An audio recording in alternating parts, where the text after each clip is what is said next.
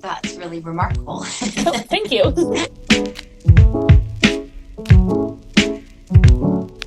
What we are discussing tonight is Remarkably Bright Creatures by Shelby Van Pelt. How did you like this book? Guys, my notes got printed front to back, so I hope I don't get all like mixed up in the pages of my notes.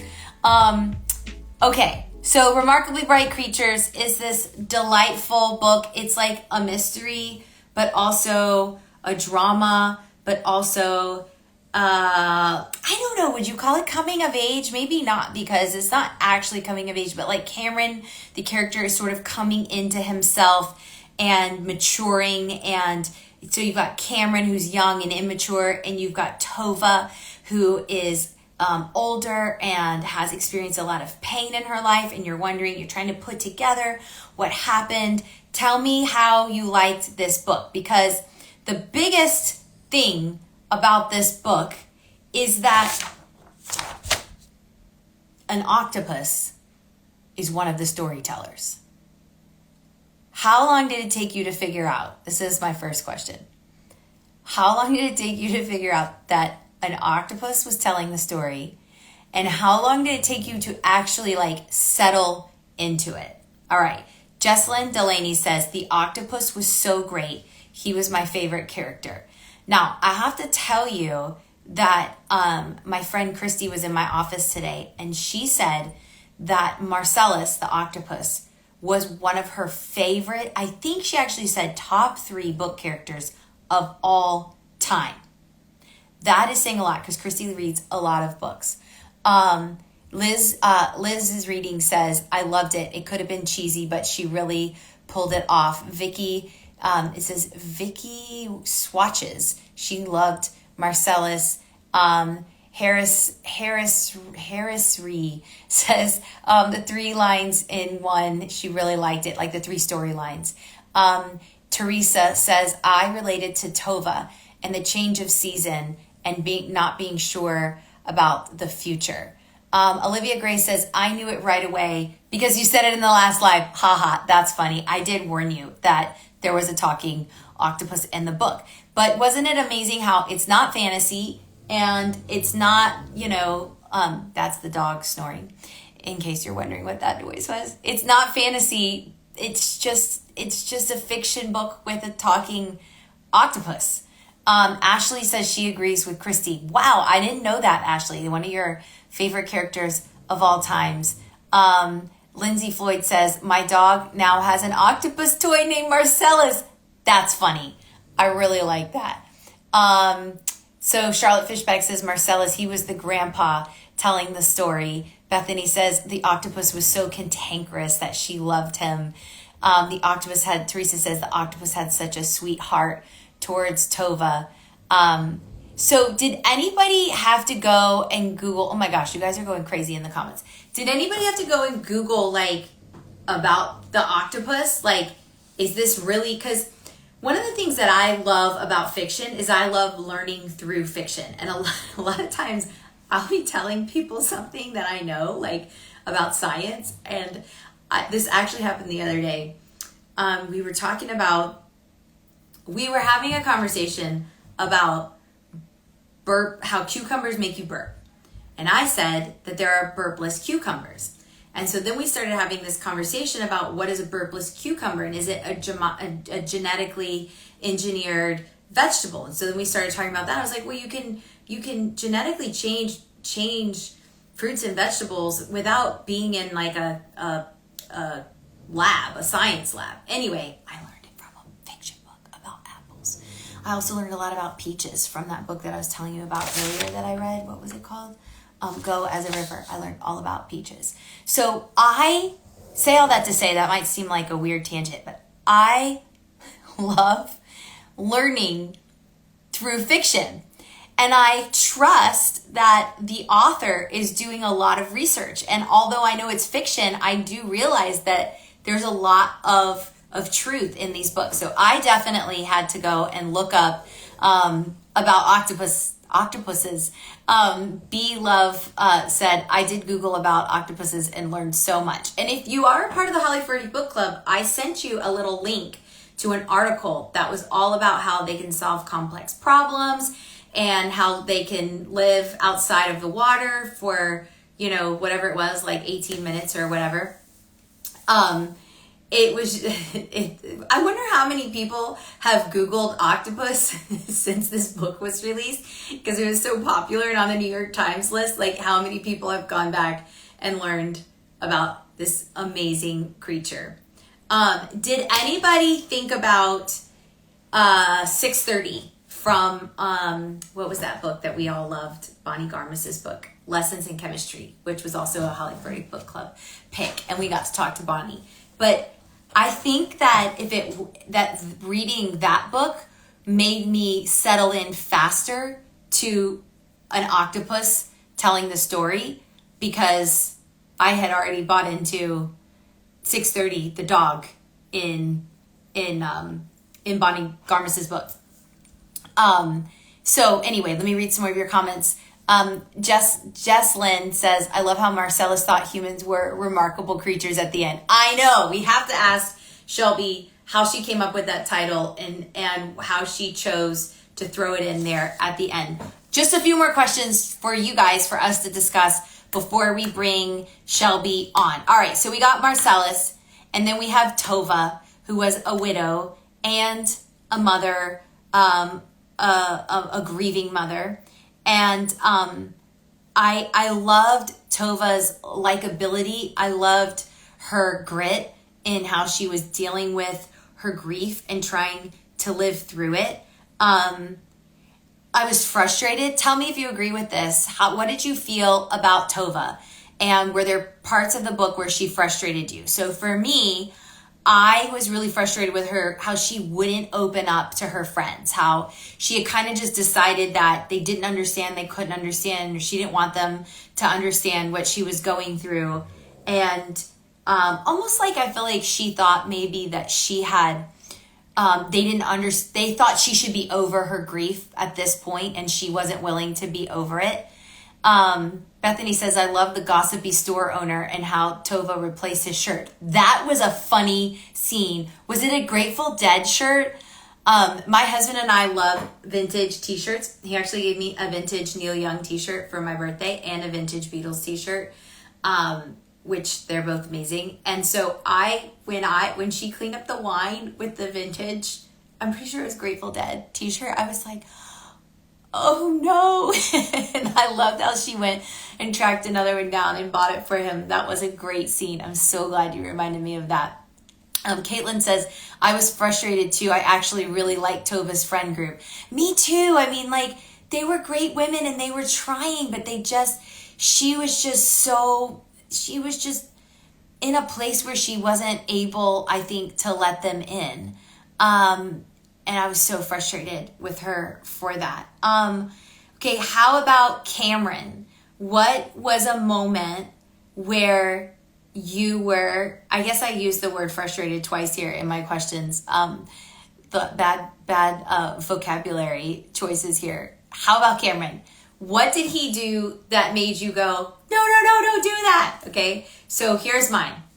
For me, when he bought the motorhome, the camper, I was like, why are you doing that? Why are you spending all your money on a camper? And just like so many little things that he did like that were so frustrating, but also I felt like made his character really realistic, because often people that like that are in our lives, they make decisions and it can be really frustrating. Lindsay says, when Cameron quit, oh yeah, me too. I was like, no, don't quit, because they're so close to how they are connected, and they're so close to finding it out, and you get to this part in the book where you're like wondering, are they ever actually gonna find out how their stories are connected? I just thought that was such a great part and so frustrating. J.G. Claire says, when he checked the jewelry in his bag, right? You're like, wait, why did you do that? Somebody just said, Southern Sassy said, I wanted to shake him. Porcelain says, when he tried to hastily leave, how Shelby, let's see, I loved how Shelby tied his mom to Tova-san. Right. I mean, that was great. So here's a quote from the book that I wrote down. Okay, it says this. But the former cleaning lady and her replacement, they walk alike, observes Marcellus. And with that, 50%, this question came from Libromaniacs. They say 50% into the book, we get a clue into Cameron's circumstance and his place in the story. Did you see that coming? I'm going to say, no, I didn't see that coming. In fact, like, I was just letting the story happen, so much so that I kept wondering, I'm like, who is this kid? Like, I want to go back to the octopus. I want to go back to Tova. And I did not see that coming until, about halfway through the book. I'm wondering, did you see that coming? Did you see that their stories were going to be connected? I loved how the octopus is the one that sees it for us. And that makes us think that he's even wiser and even smarter than how could an octopus be that? But he's the one that like makes the connection for me too. I just thought that was brilliant. Let's see. Harris says, no, that was great surprise in the book. Gail says, nope. Kat says, I can relate to you, Holly. Nana says, no, I didn't see it coming, but it was awesome. Beth, my dog drives me crazy, says, yes. Steph says, it reminded me of Demon Copperhead finding his grandma. Leslie says she suspected it throughout the book. And then, let's see, I want to read one more. Not initially. Oh, guys, they're coming too fast. Guys, let's bring Shelby on because we got to talk to her about how she came up with this idea and how these characters came alive to her. Are you ready? Hi. Hi, Holly. How are you? So good. Thank you so much for joining us tonight. Yeah, thanks for having me. Sorry for the glitch. I didn't realize I was out of date, but It's no problem. Our last book club, the author was in the UK, and we got our times mixed up. So I had to do the whole book club without the author, and so I was panicking for a second when you didn't come on. But yeah, you're here now. I know it's tricky. I feel like lately I've almost had that situation because some places do daylight savings time and others don't, and so it's like it's always shifting. It's very confusing. That is exactly what happened to us. Yeah. So anyway, I'm thankful that you're here, and we so enjoyed this book. I know I'm not alone in saying that I enjoyed this book. That this book has been on the New York Times bestseller list. That it was Read with Jenna. I mean, all these amazing accolades for this book, but I'm one in thousands that just really, really enjoyed this story. So thank you for pushing through and getting it out there. Oh, thank you so much. Do you have a passage to read? We always love for the authors to read a little section for us. I'd love to hear it in your voice. Do you have one? Sure. I'm going to read one that I've been reading a lot at book events lately. There's no spoilers. It is a Marcellus section. It's just one that I've been thinking a lot about lately. I feel like a theme that's come up in a lot of my book talks lately is how I feel like Marcellus has made me a better person through the writing of this book and just, continuing to talk about it after it's been out in the world. This is like maybe 20% of the way through the book, but and I have to always give my disclaimer. If any of y'all did the audiobook, the narration for Marcellus is amazing in the audiobook. So I always feel like I can't compete with that. But this is my best shot. So this is Marcellus on day 1306 of my captivity. I am very good at keeping secrets. You might say I have no choice. Whom might I tell? My options are scant. To the extent I am able to communicate with the other prisoners, those dull conversations are rarely worth the effort. Blunt minds, rudimentary neural systems. They are wired for survival, and perhaps expert at that function, but no other creature here possesses intelligence like mine. It is lonely, Perhaps it would be less so if I had someone with whom to share my secrets. Secrets are everywhere. Some humans are crammed full of them. How do they not explode? It seems to be a hallmark of the human species, abysmal communication skills. Not that any other species are much better, mind you, but even a herring can tell which way the school it belongs to is turning and follow accordingly. Why can humans not use their millions of words to simply tell one another what they desire? The sea, too, is very good at keeping secrets. One in particular from the bottom of the sea I carry with me still.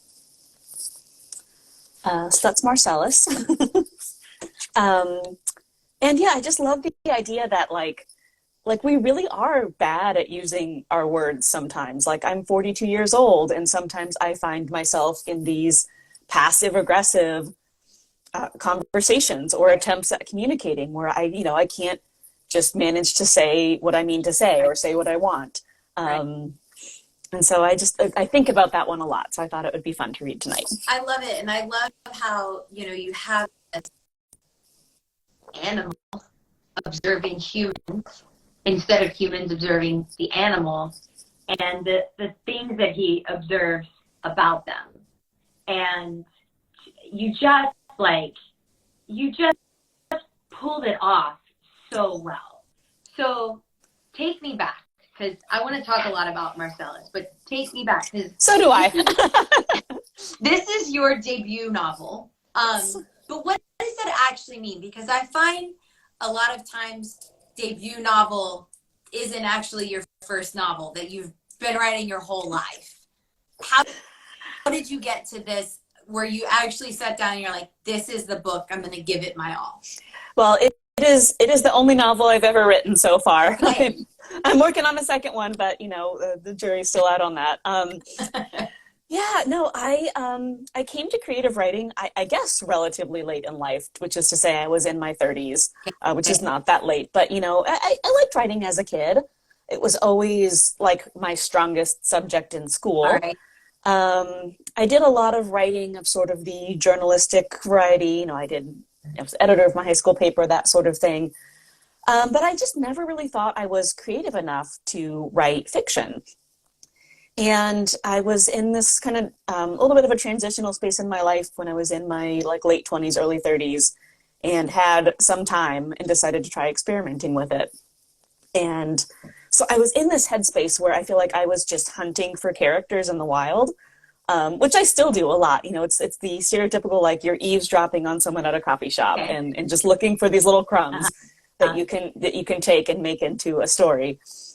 And I was just on the internet one afternoon, probably just wasting time, avoiding something else that I was supposed to be doing. Right. And I went down this YouTube rabbit hole. And I know that earlier on the chat, some people were saying they had kind of gone down a similar rabbit hole of, you Google these octopus videos and you start seeing just video after video of octopuses solving puzzles and, escaping through these incredibly tiny spaces that just, it doesn't seem like it should be possible. Right. And doing all these amazing things. And so I kind of, had that little, crumb of a thought that that would make a fun character. Okay. If I could give that octopus a voice, what would that voice sound like? Okay. And, I do this, I think a lot of people do this all the time with our pets. I certainly do it with my cats. I will sometimes be alone in my house with my cats and they're looking at me and I start talking as to what I think they're saying in their mind.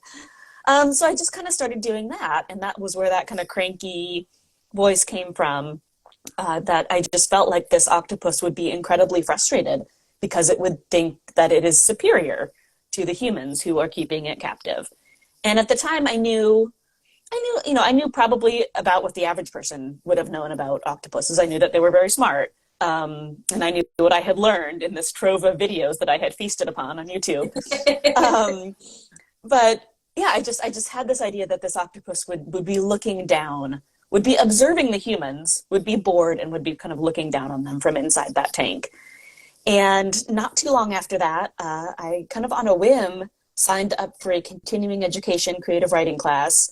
I was sort of living in a new city and kind of just looking to meet people and take a stab at doing something that, I kind of thought I might be able to do. And in that class, we got this writing exercise where we were supposed to explore an unusual point of view. And so I thought immediately of that octopus, and we were jotting down on notebook paper because I'm old enough that this was before we had, people were bringing tablets and laptops everywhere. We literally had like lined notebook paper. And, that little writing exercise basically became the opening chapter of the book, where Marcellus is introducing himself and communicating how many days he has left. He's watching the clock. He's sort of a classic Stoic in that way. He's just meditating on his death day after day, and he's bored. And hold on. So yeah. So you're 42 now. So, yeah. So 12 years ago, you took creative 10 years writing ago, class, and you wrote a piece through the perspective of Marcellus. Yes. Wow. Okay. So how did you get from that to this? Well, so there was a lot of kind of on and off over the years. I did that class. It was great. The teacher was very encouraging, was like, this is fantastic. You should really develop this more. And I thought, okay, well, maybe I could keep writing this character and see what happens. One of the greatest things that I got out of taking that course was that I met other writers who were sort of in a similar position, and we were able to form like critique groups that, a lot of them, I'm still in touch with them today. But, for the first probably like 6 or 7 years, I would pick it up and I would like write the first chapter over and over again. I really had a lot of trouble getting beyond kind of that like 20% mark. That place in a book where it goes from, we're sort of introducing all the characters to kind of going into what we call Act 2 sometimes, kind of leaping into the actual meat of the story. I had a really hard time leaping over that barrier. But did you have an outline? Did you know that Tova and Cameron were connected and there was this death? Did you know all of that? Or did that no. happen? The only thing I knew, so as soon as I had written that first scene where it was Marcellus saying it's day whatever of his captivity, I had in my mind day one of my freedom.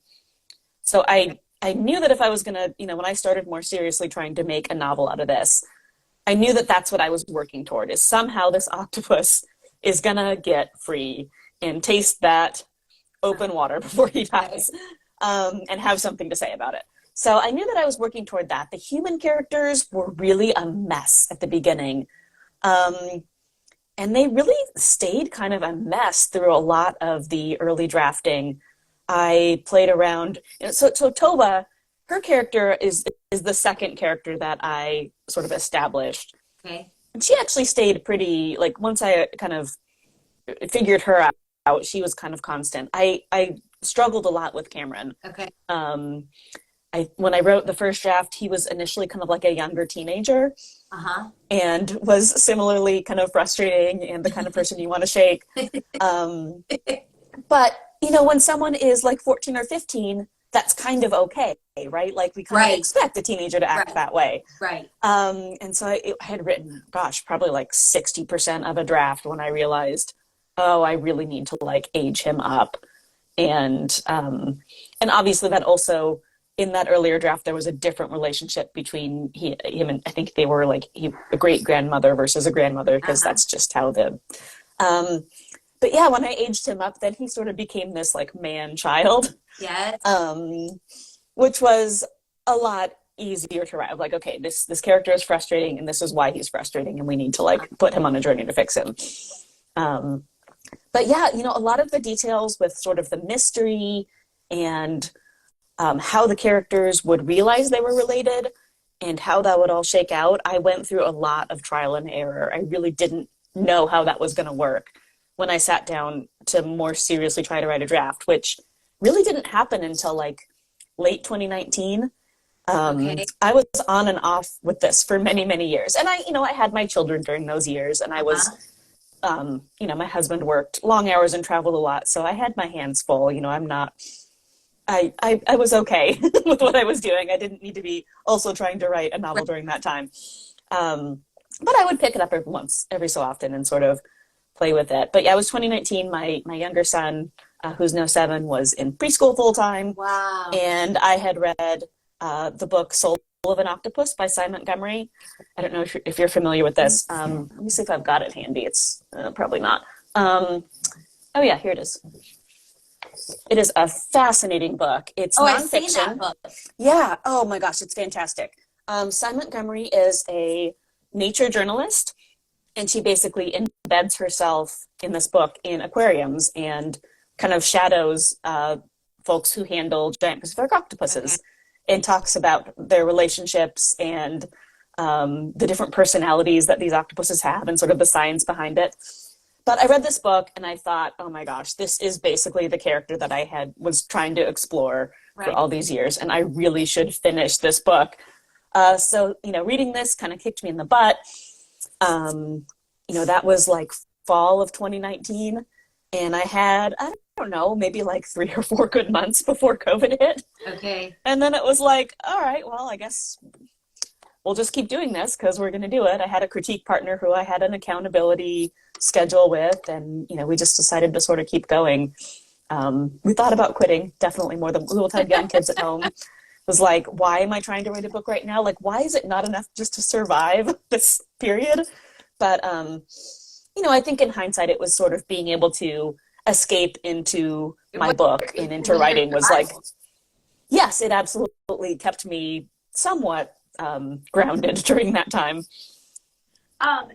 So what, you decide you're gonna write it. At this point, have you learned like so much about octopuses, or did you actually have to go back and like learn more? Like, what was your research like? Yeah, so early on in the process, so I live in the suburbs of Chicago now, but when I took this continuing education class and when this whole process started, I was living in Atlanta. Okay. So my first thing that I did was I spent a lot of time at the Georgia Aquarium, which is fantastic. And, I bought a membership. My daughter was a tiny, tiny baby at that point, and she was such a difficult baby. She wouldn't sleep unless she was strapped in the ergo baby thing, I had to be like bouncing at a certain rate with her on my chest in order for her to nap. I had one. So that's what I would do. Oh my gosh. I know. Why do we ever have another one after that? I don't know, but we did.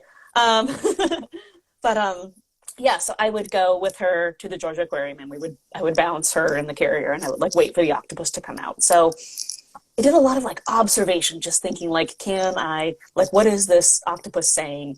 And octopuses are pretty shy. Like, it didn't actually come out a lot. There was a lot of sort of wasted time, but I guess it wasn't really wasted, but it was a lot of waiting, I should say. And when I got into the more kind of actually plow through and finish this draft, I had sort of taken those observations. I had written a bunch of like scenes where, an octopus was just making observations and talking. And I would come across wanting Marcellus to do something. And I would just Google how long can an octopus stay out of water? Okay. How do octopuses get anesthesia? And oftentimes it would result in going down like another fresh rabbit hole on YouTube. But, I sort of didn't, I did a lot of research while I was drafting, but I also just kind of left a lot of placeholders. I didn't want to get so bogged down in the research that it stopped me from moving the story along. Yeah. So I left a lot of just flags where it was like, this seems possible, but let's check. And then when I was editing is when I, kind of on that second and third pass of that draft is when I really got into the weeds of what an octopus can and can't do. And, had some friends who were in my marine biology read it and got some assistance from some folks who actually do octopus rescue up in Alaska. Okay. They were very nice, and this is all happening during the pandemic. So I think I'm emailing these people at home my weird questions about they don't have octopuses. Yeah, they probably didn't. But yeah, I learned a lot. It was so great. I'm not an octopus expert. I never will be a scientist, but It has been just so fun to learn as much as I have about them. And I feel like I'm still learning. I feel like almost every week a new article comes out that is detailing something that scientists have uncovered about octopuses and what they can do. It's just incredible. So, okay, you're from the Pacific Northwest, and this book takes place there. Are there any biographical places or even like semi-biographical characters? Like, I interviewed an author one time who said that she always put her grandmother in. Is there anything like that, especially pertaining to the location that worked your way into the book? Yes, absolutely. So the Tova character is very much based on my grandmother, so that's a fun thing that I have in common with the other author there. My grandmother was this tiny little Swedish woman who was so kind and so hardworking, but very, very stoic, like never kind of let her emotions show, was just really guarded about her own vulnerability. And my grandfather was about 10 years older than she was, so she lived for a long time by herself after he had passed and just kind of kept up her same routines and like physically kept going until she, literally couldn't anymore. She was in her 90s. And I think we were so close when I was a child. I lived next door to her. I was an only child. And so she was like my childcare for a lot of the time. I spent so much time with her. And I think part of me felt some sort of like way about drifting apart from her when I was in my 20s and I'd moved away from home. And I never really got to see what was underneath this sort of Scandinavian stoic veneer that she put on. So I think in writing Tova, I was exploring that. Like, not that she should have lived her life in a different way, because I don't know whether she was happy or not. But I wanted to just like probe that a little bit and wonder what might be underneath a woman like that who is so guarded and so unwilling to accept help. One of the things that occurred to me after I had written the book, and I was very convinced that I had written this character that was nothing like me. I was just totally reinventing the wheel here. But I think Tova in the book is basically like me when I had young kids. Just thinking that I had to do everything, like hesitant to lean on my community, hesitant to let people in and let people help. Like we had, friends and neighbors that wanted to help, but I just for some reason felt like, I can't be a burden. Like this is my job. I have to do it all. It's important to keep the facade intact, I guess. Or like me, I had really bad like postpartum depression and anxiety. Like inside I was crumbling, but I felt this need to just keep the exterior stout and sturdy, so I feel like I probably was somewhere in my subconscious exploring that when I was writing Tova, having, kind of recently been through that. And, at the time I didn't know that, obviously. It's only in hindsight. I feel like that sometimes we can look back and be like, oh, I was such a bonehead. Well, how therapeutic, though, to like have been able to write some of what you were feeling and experiencing, but through a character that is nowhere near your age or your stage of life, or not even going through similar situations, but that you are able to really channel what she was feeling through your own experiences. That's really that's really remarkable. Oh, thank you. So talk about the title. When did you know that this was the title? And you don't reveal the title till the very end of the book, like the last page, almost the last sentence, right? So when did you know, like, did you always know this was the title, or was it difficult to come by?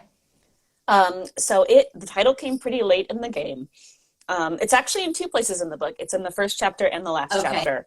It's a phrase that is on the plaque beside Marcellus's, the little information thing that talks about octopuses.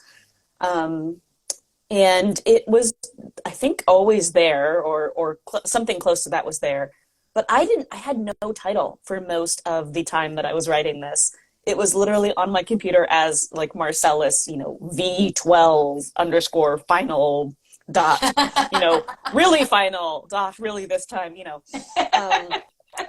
But yeah, it wasn't until I was kind of getting ready to query it to agents that I, you know, I think one of my writing group friends pointed out to me, she's like, do you have a better title? I'm like, no, I probably should, right? And someone shared with me this title writing exercise where you basically go through your book and mine the text for significant phrases. Like it asks you all these questions about like, you know, street names, like restaurant, just like little tidbits in your book that could be pulled out and made into something memorable. And I remember coming across that phrase, remarkably bright creatures, and it was just, you know, if you Google anything about octopuses, you know, you will see most of these, you know, particularly some of the more like, I don't want to say the articles that are geared toward children, but like maybe the less scientific ones. Okay. It's just a common thing. It's like always octopuses are remarkably brilliant. Okay. Octopuses are surprisingly smart. Like, almost everyone has some variation on this like phrase. So I just thought that would make a great title. As soon as I kind of pulled it out, I was like, okay, I think that's the winner. We're gonna do it. Did you have it at the beginning and the end? I did not. Okay, so you slipped it in there at the end for us. You know, there was something else that was in there that the thought was there, the idea was there, but the actual exact wording wasn't there. And it was one of those, you know, I don't know how it all comes together. Sometimes I feel like for me, writing a book is almost very similar to reading a book, where it is just this process of discovery, and you come upon these little things that present themselves to you and surprise you. And like that was one of them. Like somehow that worked out. I don't know. Wow. I didn't plan it, but it did. All right. So you spent essentially 10 years dreaming, thinking, writing this book. What was it like when you finally hit send on the final manuscript? What were your feelings? What was that like to know I'm done with that story? I mean, I think writers often talk about like kind of like the writing hangover. Yeah. And I definitely felt that a little bit, particularly because, you know, it was a very fast or very like short window of time between when I think my agent actually got the query that I had sent her, and then she like wanted the full manuscript, and then I sent it to her, and then she read it in like a day. And then, you know, wanted to sign me. And then it's like, okay, well, let's do this. Can you send it back? Blah, blah, blah. And so I was just like, I felt like I was scrambling for like a week to just get this all ready and on the up and up and shipped off in its final form. And so, yeah, I definitely was a little bit sleep deprived and just had this kind of, you know, like mental hangover of like, okay, what do I do now? Like, this is, you know, I've been working nonstop on this for the last, you know, 8-9 months. And I think I took a break. I mean, I know that I don't think I even thought about writing another novel until months later. You know, I did some short stories and stuff, but I definitely kind of took a break from the longer form writing for a while. Wow. Do you miss Marcellus? I do. I really do. You know, I sometimes say it felt like he became this kind of like Jiminy Cricket on my shoulder type character. Yeah, yeah. And because I was, you know, when I was in that intense drafting period, I really did try to write every day. And a lot of times my writing day would start with writing something from Marcellus's point of view. He was almost like the writer's block breaker. Okay. Because I could sit down and not know what I was going to do with my draft and, you know, have zero idea of where to go with everything. But I could always depend on Marcellus because he always had thoughts about things. So I could just kind of sit down with a blank page and say, well, what's Marcellus thinking today? You know, what's he ranting about? And he, you know, he has a hot take for everything. So, you know, I wrote a lot of those scenes. A lot of them like didn't make it into the final draft of the book, but that was sort of my like, you know, my mental jog, my mental warm up was to see what Marcellus was up to. So I got very used to just spending time with him every day. And I would start to hear his voice, you know, when I was not writing. Here's opinions on things that were going on around me. That's funny. How much did the manuscript change from the one that you completed and turned into this agent to like the copy that we read? Did they keep the majority of the book, or was there a lot of editing? I don't know that I have a great context for that because this is my first book. It didn't seem to me like there was a ton of editing, but at the same time, like it was, like the editing part was a lot of work. Yeah. I would say that the most significant thing that changed was the version that I sent to my agent that I queried had an additional point of view in it that we ended up cutting out.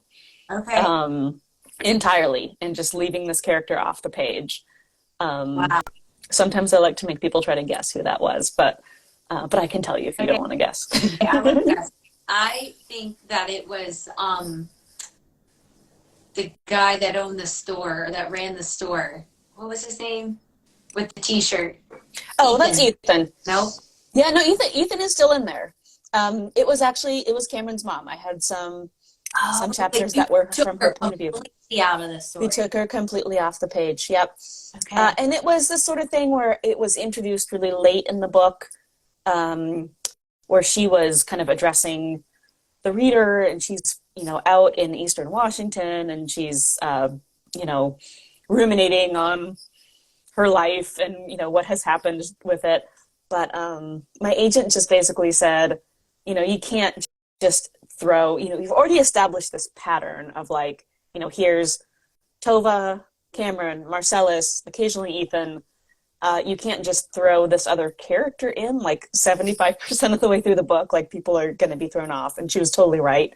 And also I was kind of using it as a shortcut because so Daphne, Cameron's mom, is the only, this is a little bit spoilery, but I'll try not to make it too spoilery. She's the only person alive who knows certain information. And I wanted to convey that information to the reader. And so my solution was, well, let's just give her the microphone.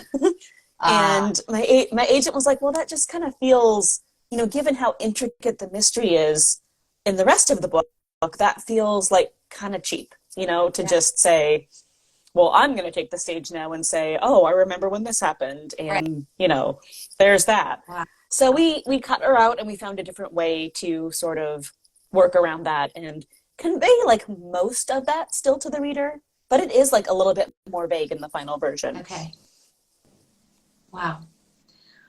Well, thank you for pushing through and getting this story out there, because it has brought a lot of people a lot of joy. So we're just all really grateful. Thank you. Let me ask you 2 quick questions before you go. Sure. First of all, any hints on what you're working on now? Yeah, so I am working through the second novel, which a lot of times authors will say that is like the hardest novel of their career. Yeah. Particularly if you have a first novel that is successful. Yeah. You're just writing in the shadow of something that's really big. Yeah.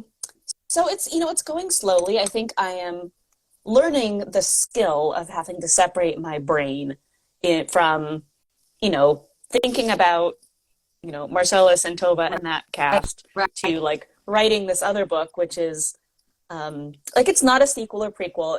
In my ideal world, I'm going to have it take place in the same world and have a little bit of crossover with some minor characters, because I love it when authors do that. It's like my favorite thing. But, no promises. I'm still trying to make it work. But yeah, I think it's just, writing with some of off the part of my brain. I mean, with every sentence I write, are people going to like this? Yeah. When I was writing Remarkably Bright, I never thought anyone would read it. I mean, I hoped they would. But, how many people write novels and how many people actually have them published? Like, the odds just are not great. Right. So it's like I was just writing this and I was entertaining myself with it and not really thinking about, like, what are people going to think of every sentence. So turning that part of my brain off and learning to just get in the flow is definitely a skill that I'm working on. My last question. What would you recommend we read this summer? What do you love? What are some of your favorite books? What's behind you? Oh my gosh. Well, some of it is aspirational. I have not read every book that's on the shelf behind me. But like many of you, my TBR is just constantly growing, and I have a book Yeah. buying problem. Yes. Yes. But I did pull out some things I've loved lately. This is the Farewell Tour by Stephanie Clifford. Okay. I actually picked this up because it takes place partially in Tacoma, Washington, where I'm from.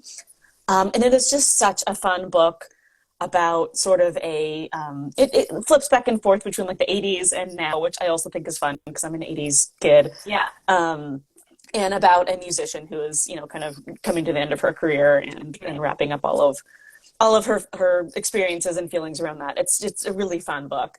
I think it'd be a good beach read. It's very like easy. Okay. It's called The Farewell Tour? Yes. By Stephanie Clifford. Okay. Right. And this is this book. Okay, this next book made me sob. It is The Celebrants by Stephen Rowley. Okay. I just think it is the concept of it is basically there's this group of friends that one of their group passes away when they're seniors in college, and so they have this funeral for him, and they're talking about his life and sort of celebrating him, and they come up with this idea that like, hey, we should really do this when we're still alive. And so they do. I read about this book. Yeah, oh my god, it's amazing. It just and Stephen Rowley is so funny. I am such a sucker for books that literally make me laugh out loud. Okay. But then also make me cry. Yeah. And he's just a master of that. So that's one of my recommendations. I think it comes out May 30th. It's not quite out yet. Okay. It's out in a couple weeks. Okay. Somebody I follow on Instagram had a pre-release copy and was talking about it. Yeah, So. it's amazing. I mean, it is just one of those books that like, I haven't stopped thinking about it since I read it. Okay. Like, I feel like it just keeps popping into my head occasionally. Like something will happen and I'm like, oh, well, the friends and the celebrants would have invoked the pact when that happened. It's just like, I love books it's I guess it's like high concept is what agents call it. It's just very like memorable. Yeah. I love it. Awesome. Hey, thank you so much for being on with us and for chatting with us and for such a great story. We all really, really enjoyed it. And we have a great evening. Thanks so much for having me. Thank you. We'll see you next time. Thanks.